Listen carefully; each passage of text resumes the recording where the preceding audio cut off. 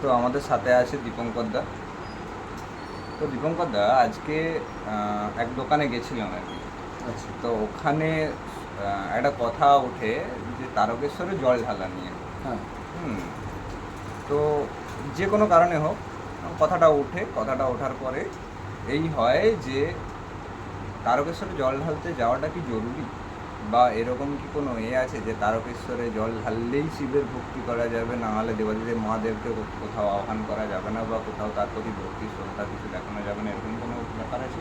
না ভাই, সেরকম কোনো ব্যাপার নয়, তবে এটা জাস্ট নিজস্ব মনের ব্যাপার। তো তো তারকেশ্বরে যেহেতু একটা ধাম, হুম, হ্যাঁ, হুম। সেই জন্য সবাই সে ভাবে জায়গার যে একটা ঊর্জা আলাদা সেই থাকে। ঊর্জা। না, আমি সেটার দিকে যাবো না, যে যার মন থেকে, যে একটা ধাম, যেহেতু তারকেশ্বর ধাম হুম, একটা প্রসিদ্ধ জায়গা, হুম, স্বয়ংভূ, স্বয়ং হুম। শিব ওখানে উঠেছেন এবং হুম। অনেক হিস্ট্রি রয়েছে তারকেশ্বর নিয়ে। হুম, মানুষের মন থেকে যেটা ভক্তি, যে তারকেশ্বরী জল ঢালবে। যেহেতু এখন শ্রাবণ মাস চলছে, হুম, সেই জন্য দেখছি তুমি কাতারে কাতারে মানুষের হুম, ভিড়। যাচ্ছি।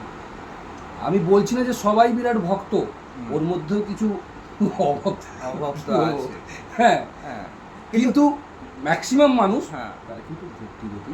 ভক্তির এসে যাচ্ছে, কিন্তু সেই জায়গায় ভক্তির সেই ভক্তির জায়গাটাকে আমি ভক্তির জায়গায় রেখে অবশ্যই। আমি একটা কথা বলছি যে যাচ্ছে মানুষ জল ঢালতে, ভক্তি নিবেদন করতে, বা মহাদেবের চরণে আশীর্বাদ গ্রহণ করতে। হ্যাঁ, সেই জায়গায় সোশ্যাল মিডিয়ায় লাইভ করা, বা সেটা যে যাচ্ছে সেটা দেখানো, একদমই তাই। হ্যাঁ, এটা কি প্রয়োজন? মানে না, আমার তো মনে হচ্ছে ওই জায়গায় গিয়ে যে সে তার শো মনোযোগটা আপ। তার মনোযোগটা মহাদেবের প্রতি না থেকে, মানে কোথাও না কোথাও গিয়ে জাস্ট শো আপ একটা জাস্ট হয়েছে। শো আপ একটা হয়ে যাচ্ছে। হ্যাঁ, তার মনটা তো তার এখানে পড়ে আছে একদম ফোনে। একদম তাই। যাচ্ছে সে এক কাজে, আমি কিন্তু প্রথমেই এই জন্য কথাই বললাম হ্যাঁ, যে কায়মনো বাক্যে, কিন্তু মন থেকে, হ্যাঁ, হ্যাঁ, কিন্তু মন থেকে যে কিন্তু আমার জল আনতে যায় তার এই একটা। জায়গায় আরো একটা প্রশ্ন আছে দীপঙ্কর, তুমি এই সমস্ত বিষয়ে জানো বা করো, সেই জায়গায় দাঁড়িয়ে আমাকে একটা কথা বলো যে আমাদের যে ব্রহ্ম মুহূর্ত আছে, হ্যাঁ, একটা টাইম আছে যে ভোর 3টে থেকে 4টের মধ্যে কেউ যদি ধ্যান সাধনা করে বা করে, তার যা প্রাপ্তি হয় সে সারাদিন জপ করলেও, নাম জপ করলেও ওই এটা পাবে না। আমি যদি মনে করি আমি তারকেশ্বর না গিয়ে আমি বাড়িতে বাবা মার সেবা করব, ঠিক আছে, আর তার সঙ্গে ওই জায়গাটায় আমি ওই টাইমটা আমি ঠাকুরের প্রতি আমি নিবেদন করব, ওই টাইমটা আমার, তো সেই জায়গায় দাঁড়িয়ে হ্যাঁ, সেটা। ব্রহ্ম মুহূর্তের একটা পাওয়ার রয়েছে। হুম, ব্রহ্ম মুহূর্ত, সেই সময় প্রকৃতি একদম, কি বলবো, শীতল একটা মনোরম হুম, পরিবেশ হুম, এবং ধ্যানের পক্ষে উপযুক্ত। তাই মুনি হুম, ঋষিরা ভোরবেলায় সাধনাকে শ্রেষ্ঠ বলেছে। হুম। তা বলে এই নয় যে শুধুমাত্র ওই ভোরবেলা সাধনা করলেই হয়, ওর একটা নির্দিষ্ট সময় আছে। আচ্ছা, সেই সময়টা কখন? কেউ যদি 12টার মধ্যে, হুম। মানে পুজো, দুপুর না রাত? দুপুর দুপুর আচ্ছা। দুপুর 12টার মধ্যে পুজো করে, হুম, 9টা 45-এর মধ্যে পুজো করে, হুম, 9টা 45 থেকে 10টা, 10:30 পর্যন্ত, হুম, এই সময়গুলো, হুম। এই সময়গুলো ভীষণ গুরুত্বপূর্ণ। এবং সন্ধ্যার পরে, হ্যাঁ, সন্ধ্যার পরে যে মুহূর্তটা, এগুলোকে জল ধ্যানের, কিন্তু ব্রহ্ম মুহূর্ত বেস্ট। মানে এটার বলার কারণ কি? হুম। ব্রহ্ম মুহূর্ত বলার কারণ কি? ওই সময় বললাম প্রকৃতি একদম মনোরম, একদম সুন্দর, ধ্যানের পক্ষে উপযুক্ত। আমরা দেখি ওই সময় শীতল স্নিগ্ধ বাতাস, একটা মনোরম পরিবেশ, এবং কিন্তু প্রকৃতি actually- একদম শান্ত শীতল থাকে। হুম, কিন্তু অ্যাকচুয়ালি ওই টাইমটা যেমন শান্ত শান্ত থাকে, হুম। স্নিগ্ধ থাকে, হুম। প্রকৃতি মনোরম থাকে, হ্যাঁ, কিন্তু কোথাও না কোথাও দেখতে গেলে ওই টাইমটা কিন্তু আমরা বলতে গেলে ভোর রাতই বলি বিরাট আমরা। বিরাট ভাইটাল। হ্যাঁ, ভোর রাতই বলে হ্যাঁ, চলে, হ্যাঁ। ওটা কিন্তু কখনো কিন্তু নতুন সূর্যোদয় হয় নতুন না। প্রভাতের সূচনার যে সূচনার মুহূর্ত, যে আগের অরুণোদয়, মুহূর্ত, অরুণোদয় গানটা। আমাদের আমাদের অরুণোদয়ের ঠিক আগের মুহূর্তের হ্যাঁ, কথাটা তুমি বলছো, কিন্তু ওই টাইমে রীতিমতো তো অন্ধকার। অবশ্যই। ঠিক আছে, ওই হুম। টাইমে তো অরুণের তো উদয় হয় না, বা না। সেই টাইমে ভোরও ঠিক বলা চলে না ওই জায়গাটা। হুম, এমনি হুম। নর্মালি যত বড় দিনই হোক না কেন, সেই জায়গায় দাঁড়িয়ে কোথাও না কোথাও একটা চলে আসে, 5টা থেকে 5:30টার মধ্যেই সূর্যোদয়টা আমরা দেখতে পাই। হ্যাঁ, ঠিক আছে, তো এই জায়গাটা নিয়ে একটা যেটা কন্ট্রোভার্সারি টপিক আমি কেন বললাম, বা আমাদের ব্যাক ক্যামেরা যে কথা হচ্ছিল যে একটা কন্ট্রোভার্সারি টপিক আছে, কন্ট্রোভার্সারি টপিকটা এটাই যে ওখানে একজন ব্যক্তি বলছে হুম, যে বাড়িতে বাবা মা জল পাচ্ছে না, হুম, আমি যাচ্ছি বাবার মাথায় জল ঢাল। হুম। তো আমি যদি বাবা মাকে সেবা করি তাহলে আমার অনেকটা পুণ্য হচ্ছে, অবশ্যই। 1 নম্বর। দ্বিতীয় নম্বর, ওর বক্তব্যটা একটু তাচ্ছিল্য টাইপের ছিল, যে বাবা ওখানে ধ্যান যোগে বসে আছে, সে কিন্তু আমাকে ডাকেনি জল ঢালার জন্য মাথায়। হ্যাঁ, হুম। তো সেই জায়গায় দাঁড়িয়ে আমি যদি বলি যে ওর ওই পয়েন্টটা, তুমি এর বিষয়ে কি বলবে? আমি এই বিষয়টা প্রথমেই বলবো যে প্রথমে বাবা মা ঈশ্বর অবশ্যই, কারণ তারা হচ্ছে প্রত্যক্ষ ঈশ্বর বলা হয়। বাবা মাকে অবশ্যই দেখতে হবে, সাথে যদি সে যদি ওই পুণ্যই করতে যায়, আমার মনে হয় আরও মহাদেব বেশি প্রীত হবেন, খুশি হবেন। কিন্তু নিজে ঘরে বাবা মাকে দেখে না, হ্যাঁ, সেক্ষেত্রে ফেসবুকে সোশ্যাল মিডিয়ায় জাস্ট একটা দেখিয়ে হ্যাঁ, যে বাবার চলো মাথায় আমি জল যাচ্ছি ঢালতে বাবার যাচ্ছি, মাথায় জল ঢালতে। ওটা জাস্ট নিজের অহংকার অহমিকা, হ্যাঁ, হুম। এগুলোই প্রকাশ পাবে। আচ্ছা, ওখানে এই জায়গায় ভগবান খুব একটা প্রীত হবে এই বলে জায়গায় মনে হয় আরো না। একটা প্রশ্ন আছে। হ্যাঁ, সে প্রশ্নটা এরকমই আছে যে ধরো যেটা আমাদের মানে কি বলবো, গুরুজি বলতে গেলে পথপ্রদর্শক এই মুহূর্তে দাঁড়িয়ে প্রেমানন্দ স্বামীকে আমি একদম মনে করি। হ্যাঁ, ঠিক আছে, তো প্রেমানন্দজির কথা অনুযায়ী যে যদি ভগবান তোমার উপরে দয়া করে, যদি ঠাকুর তোমার উপরে কৃপা করে, তাহলে তোমার কাছ থেকে সমস্ত কিছু কিন্তু নিয়ে নেবে। তোমার মোহ মায়া লাস্ট, যেটাকে আমরা বলি লাভ আর লাস্টটাকে তোমার কাছ থেকে নিয়ে নেবে, শুধুমাত্র লাভটাই তোমার মধ্যে রাখবে। হুম, হুম। সেক্ষেত্রে দেখতে গেলে যশ প্রতিপত্তি এই সমস্ত কিন্তু ত্যাগ হয়ে যাবে, ত্যাগ। তোমার থেকে ক্রমশ দূরে যেতে শুরু করবে। আবার ভগবান যখন রুষ্ট হয় যে যা তোকে সমস্ত কিছু দিয়ে দিলাম, হুম। ঠিক আছে, তো তার মানে কি সে সমস্ত কিছু দিয়ে দিচ্ছে, কিন্তু আপাত দৃষ্টিতে মানুষ কি দেখতে পাচ্ছে, যে আমি লাস্ট ভোগ বিলাসের মধ্যে আছি। তো যে ভোগ বিলাসের মধ্যে আছে, অ্যাকচুয়ালি কি তার উপরে ভগবানের কৃপা আছে, না যে সমস্ত কিছু থেকে লড়াই করে চলছে, সংঘর্ষ করে চলছে, তার সঙ্গে ভগবানের কৃপা আছে? এই যে তিনি লড়াই করার যে মানে ক্ষমতাটা দিয়েছেন, এটা তো সবাই পারে না। কেউ তো মানে মানুষের চায়ের কোনো তো শেষ নেই, না, চাই চাই আরও চাই। আরো চাই। কিন্তু আমরা যদি দেখি অনেক সন্ন্যাসীও আছেন যারা সমস্ত কিছু পেয়েছেন প্রচুর পরিমাণে, হুম। কিন্তু সব ত্যাগ করে একদম সন্ন্যাস ধর্মটাকে নিয়েছেন। তাহলে ত্যাগেই আনন্দ। হুম। গীতা কথাটা যদি আমরা 10 বার বলি, ঠাকুর বলেছেন গীতা যদি পাঠ না করতে পারে, গীতা কথাটা 10 বার বলো। গীতা গীতা কি আসছে? ত্যাগী। হুম। তাহলে তুমি ত্যাগ করো, ত্যাগের মধ্যেই সুখ। এই যে তুমি যে কথাটা বললে, যে যে চাচ্ছে তার মধ্যে ভগবান আছে, না যে সমস্ত কিছু ত্যাগ করে দিচ্ছে তার মধ্যে ভগবান আছে? ত্যাগ নিজের মন থেকে না, হয়তো হ্যাঁ। সে কিছু পাচ্ছেই না, লড়াই করে যাচ্ছে লড়াই কিন্তু করে পাচ্ছে না। হ্যাঁ, ঠিক আছে, এটাই তো ভগবানের শক্তি। অ্যাজ এ এক্সাম্পল হ্যাঁ। আমি যদি ধরি রামসাম যদুমধু, যে কোনো আমি একটা নাম ধরলাম, হ্যাঁ, সে প্রতিনিয়ত লড়াই করে চলছে তার জীবনযাপন জীবিকা নির্বাহের জন্য, ঠিক আছে, কিন্তু কোথাও না কোথাও গিয়ে তার দৈনিক জীবনযাপন সুখ স্বাচ্ছন্দ্যে চলে যাচ্ছে, মানে একটা অভাব অনটনের মধ্যে যাচ্ছে ঠিকই, চলে যাচ্ছে। হ্যাঁ, কিন্তু চলে যাচ্ছে, মানে একদম আটকে জমাট বেঁধে গেছে, জড়িয়ে গেছে এরকম জিনিসটা না, চলে যাচ্ছে, যেটাকে বলা যায় যে না চলার মতোই। হুম। যে সে কিন্তু না, কিন্তু সে কিন্তু যদি তার সেটাই কোনো আনন্দ, স্থিতি নেই, তার সে যদি কোনো- সেটাই আনন্দ পায় যে তার মধ্যে আমি কোনো স্থিতি নেই, ঠিক হ্যাঁ, আছে, হ্যাঁ। তো সেই জায়গাটা কি ভগবানের কৃপা আছে? অবশ্যই কৃপা। না, যে একটা লড়াই করছে হুম। কিন্তু সে তার লড়াইয়ের থেকে পর্যাপ্ত পরিমাণ বেশিই পাচ্ছে, ঠিক আছে, সেখানে ভগবানের কৃপা আছে। আসলে এই পাওয়া না পাওয়ার এটা কিন্তু পুরো প্রারব্ধ। হুম। আমরা মানি কিংবা না মানি, এগুলো পুরো প্রারব্ধ। আচ্ছা। অনেকে দেখবে ভগবানের প্রতি কোনো কিছুই, তার কোনো আস্থা নেই, কোনো ভক্তি নেই, হুম। কিন্তু অনেক কিছু পেয়েছে। এটা সে পূর্ব জন্মাকৃত ফল, আচ্ছা। পাওয়া না। আচ্ছা। আবার অনেকে অনেক চেষ্টা করেছে, তুমি যে কথাটা বললে, হুম। কিন্তু পাচ্ছেই না সেইভাবে সাকসেস। হুম।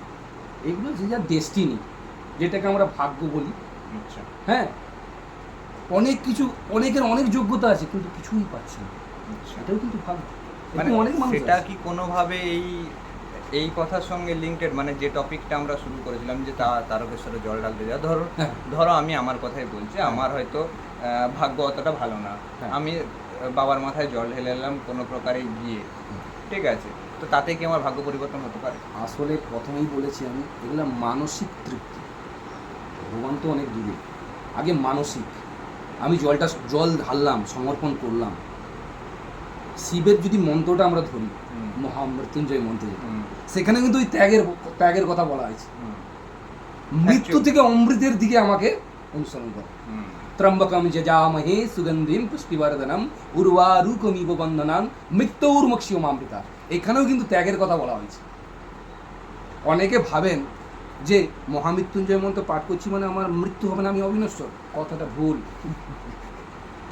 অ্যাকচুয়ালি জাতস্যহি ধ্রুব মৃত্যু। অ্যাকচুয়ালি মৃত্যুই হচ্ছে যারা যোগ সাধনা করে একদমই তারা আমরা শাশ্বত, আমরা মৃত্যু শাশ্বত। আমরা জীবনকে খুঁজি, হ্যাঁ, তারা মৃত্যুকে খুঁজি। মৃত্যু সমর্পণ, টোটাল সমর্পণ। যে আমি তোমার কাছে আমি সমর্পিত হলাম, ঠিক আছে। কিন্তু যেখানে বলা হয়েছে গীতায় যে পুরনো বস্ত্র ছেড়ে আবার নতুন বস্ত্র আমার পাই, তার মানে সেটা কত আনন্দের। কিন্তু আমরা সেটা করতে পারি না। যেখানে কি বলেছে, বাসাংসি জীর্ণানি যথা বিহায় নবানি গৃহ্ণাতি নরোপরাণি তথা শরীরানি বিহায় জীর্ণা নন্নানি সংজানি নবানি দেহি। বুঝতে পারছি তো? আসলে এখানে দর্শকদের জন্য একটু বুঝিয়ে বলে দাও। অর্থাৎ প্রথমেই যে বাসাংসি জীর্ণানি যথা বিহায়, যখন বস্ত্র আমাদের জীর্ণ হয়ে যায়, হ্যাঁ, বাসাংসি জীর্ণানি যথা বিহায় নবানি গৃহ্ণাতি নরোপরাণি, আমরা নতুন বস্ত্র পরি, হ্যাঁ, সেরকম আমাদের এই সোলটা সেটাও কিন্তু অবিনশ্বর। আমরা এই আমাদের শরীর ছেড়ে দিয়ে আবার নতুন দেহ আবার পাই। এটা তো খুবই আনন্দের, তাই না? কিন্তু আমরা সেটা ভুলে যাই। আমরা ভুলে যাই, মোহমায়ায় থাকি। অর্জুনকে তিনি তাই যুদ্ধক্ষেত্রে বারবার বলছেন যে তুমি কেন এত হতাশা হচ্ছ, তুমি এত মায়ায় পড়ে আছো কেন, মায়ায় বশবর্তী কেন? আসলে যোগ, তারকেশ্বরে জল ঢালাটাও একটা যোগ আমি মনে করি। অ্যাকচুয়ালি কিন্তু সত্যি কথা, আমার না, আমি এটা কিন্তু অস্বীকার করি না। যারা শেওড়াফুলি থেকে তারকেশ্বরের দিকে রওনা দেয়, হ্যাঁ, রাস্তাটা কিন্তু যথেষ্ট সম্ভবত 35 থেকে 38 বা এরকম একটা কিছু একটা হবে। রামসামটা আসে এত কিলোমিটার রাস্তা হেঁটে তো যাওয়াটা। আমি দেখেছিলাম, আমি ইয়াং স্টেজ বলছি না, তার মধ্যে কিছু মানুষ যারা একদম বয়স্ক মানুষ, তারাও কিন্তু হাঁটছে। ওই ভক্তি নিয়ে। 80-র উপরে বয়স, আমার নিজের দেখা এক বুড়ি ঠাকুমা, তিনিও কিন্তু গুটি গুটি পায়ে এগিয়ে যাচ্ছে। তাহলে এই যে তার যে মনের বাসনা যে আমি বাবার মাথায় জল ঢালব, তাহলে এই জল ঢালাটাকে কিন্তু হেয় করলে হবে না। এবারে কিছু মানুষ সেটাই ভক্তিটাই তার শক্তি যোগায়। ভক্তিতে আসে শক্তি, কাটে মনের ভয়। তাই তো বলা হয় বয়সটা একটা সংখ্যা, কেবল আসল মনোবল।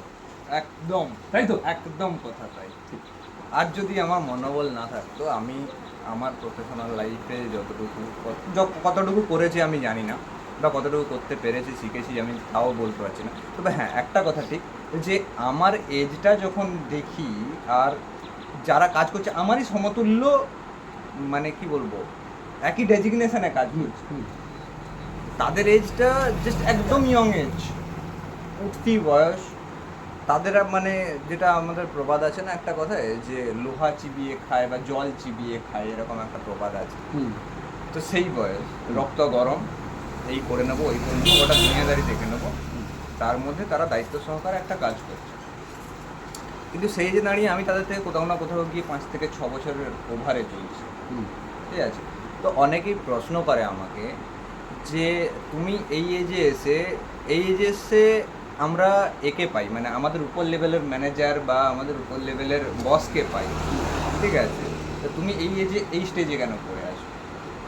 আমি একটা কথা বলি, আমার জার্নি শুরুটাই হয়েছে দেরি করে, ঠিক আছে, কিন্তু আমার মনোবল আছে বলেই আমি কাজটা করছো, এবং তুমি হাল ছাড়িনি।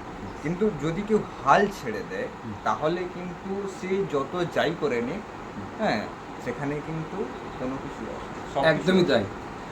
আরেকটা কথা, আমার এখানে আরও একটা পয়েন্ট বেশ ভালো মনে পড়লো, যে ব্যক্তি কথাটা বলেছিল যে বাবা মাকে জল না দিয়ে বাবার মাথায় জল ঢালতে যাচ্ছে, আর এই পয়েন্ট থেকে আরও একটা আমি কথা জাস্ট মানে আমার কানে অনেকবারই এসছে।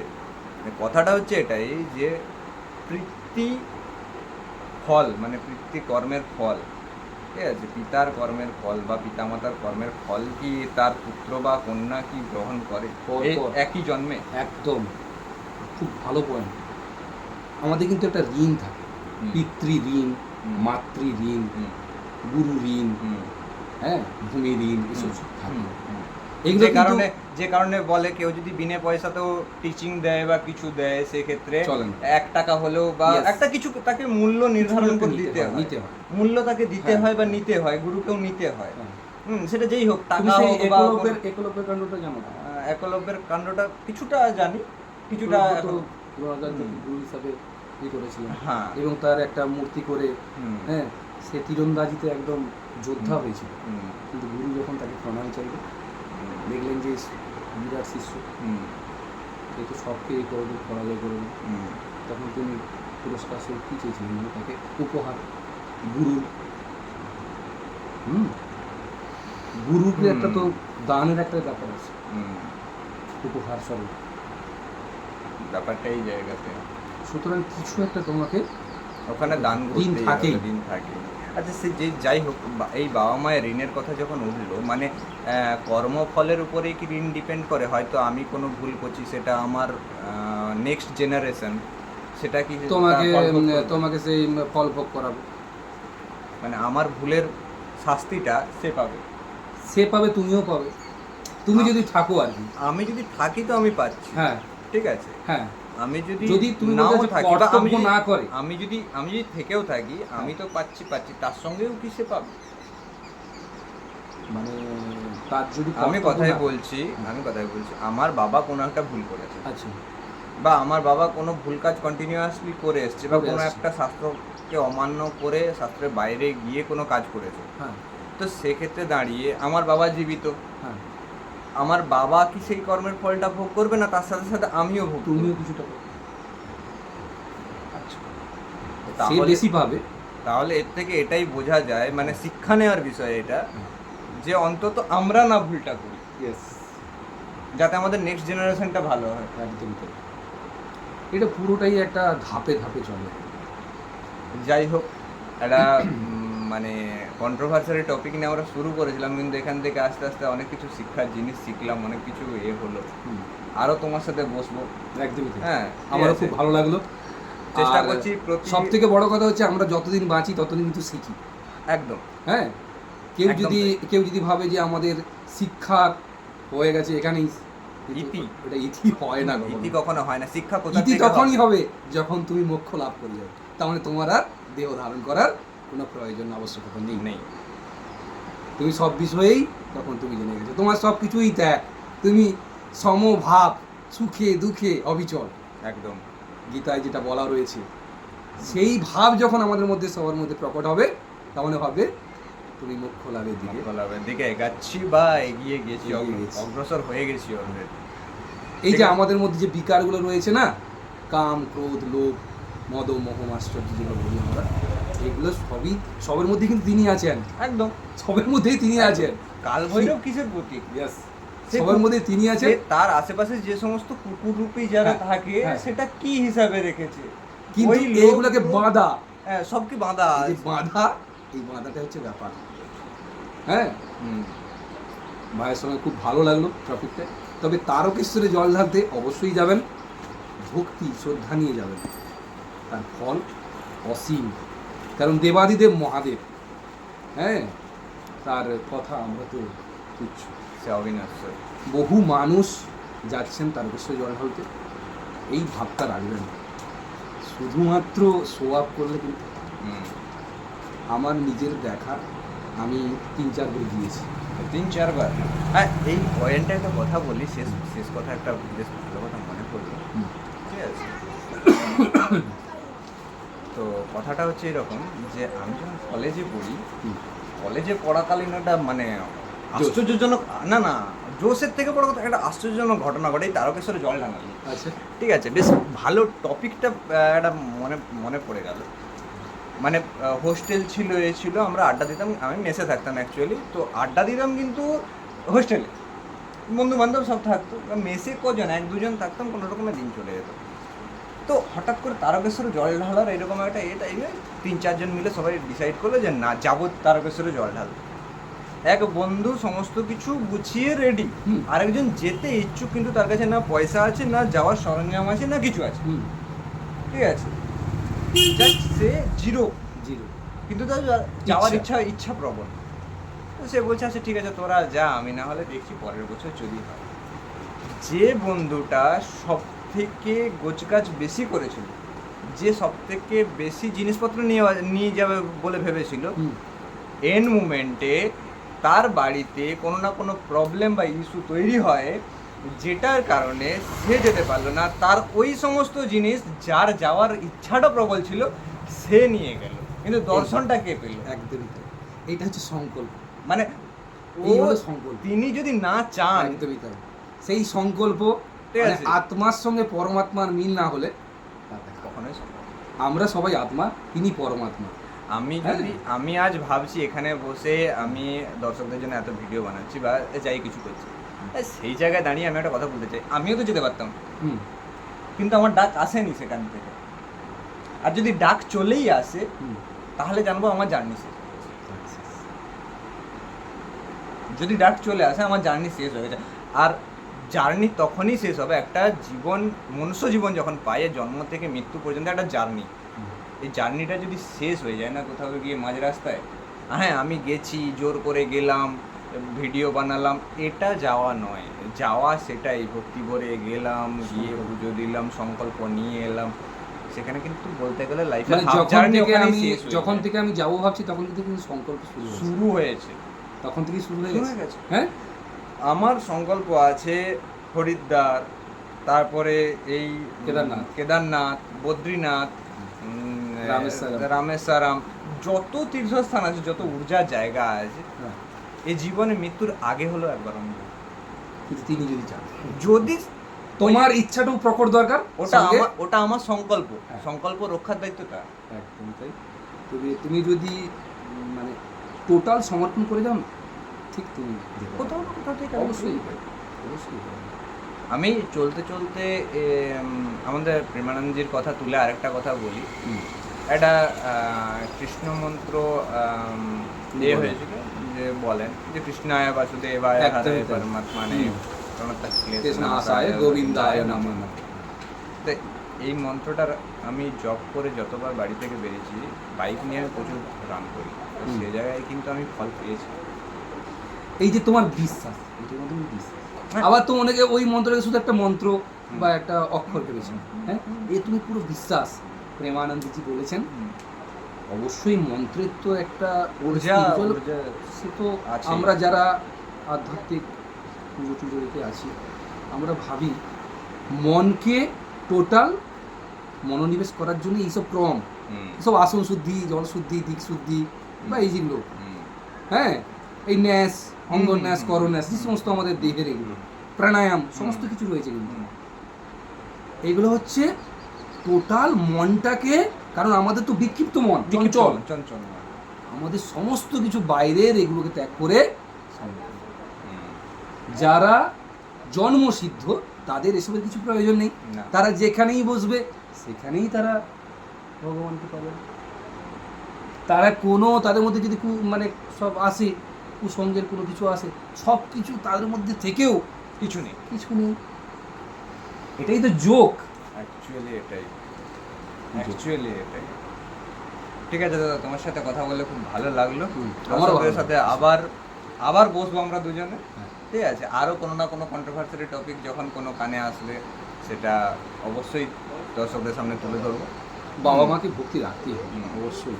বাবা মা তো ভক্তি রাখুন, ভগবানের প্রতি বিশ্বাস আস্থা রাখুন।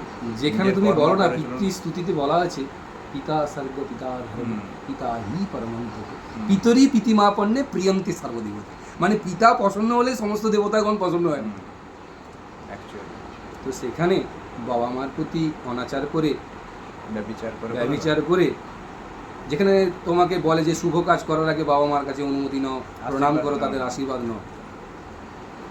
বাবা মার হয়তো অনেক সময় কিছু ভুল থাকে, অবশ্যই কিছু ভুল থাকে, কিন্তু সন্তান হিসাবে আমি তো এসেছি তাদেরই তো দয়া, হ্যাঁ, তাদের প্রতি আমাদের কর্তব্যটা অবশ্যই রাখা উচিত। কারণ আমরাও তো একদিন পিতা হব, অবশ্যই আমরাও বয়স হব, তো আমাদের তো তাহলে কি আমাদের জন্য অপেক্ষা করছে আমরা তো জানি না। সুতরাং আমাদের কর্মটা যেন ভালো হয়। হর হর মহাদেব, সবাই ভালো থাকুন।